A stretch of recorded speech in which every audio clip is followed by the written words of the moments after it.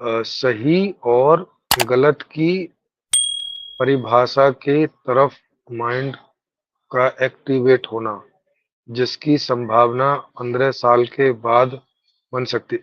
हाँ, तो लेकिन सही गलत का तो पता जब चलेगा जब जीवन का उद्देश्य क्या है, ये अभी तक क्लियर नहीं है। समाज में ये बात क्लियर नहीं।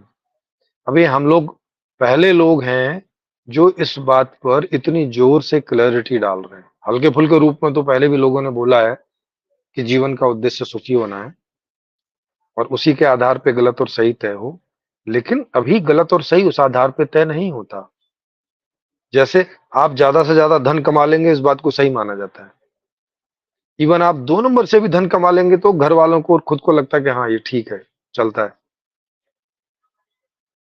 अभी जो गलत और सही है, वो इस आधार पे होता है ना? तभी तो कई बार इस तरह के लोग भ्रष्टाचार इत्यादि में चले जाते हैं। नहीं तो क्यों जाएँगे आप सोचो? तो इसकी परिभाषा भी तभी ढंग से आएगी जब जीवन का उद्देश्य क्या है ये बात समाज में उभर के आएगी, स्पष्ट होके आएगी। अभी तो जीवन का उद्देश्य मोक्ष को माना जाता है या ईश्वर के अनुसार जीना माना जाता है, वेदों के अनुसार जीना माना जाता है या कुरान के हिसाब से जीना चाहिए ये माना जाता है या बाइबल के हिसाब से जीना चाहिए ये माना जाता है या त्रिपिटक मध्यम आधार से जीना चाहिए ये माना जाता है। अलग-अलग धर्मों में इस अलग-अलग तरह से माना जाता है कि ऐसे जियोगे तो सही है और ऐसे नहीं जियोगे तो गलत है। जबकि आदमी तो आदमी है। ये 50 तरह से थोड़ी तय होगा कि सही है कि गलत है।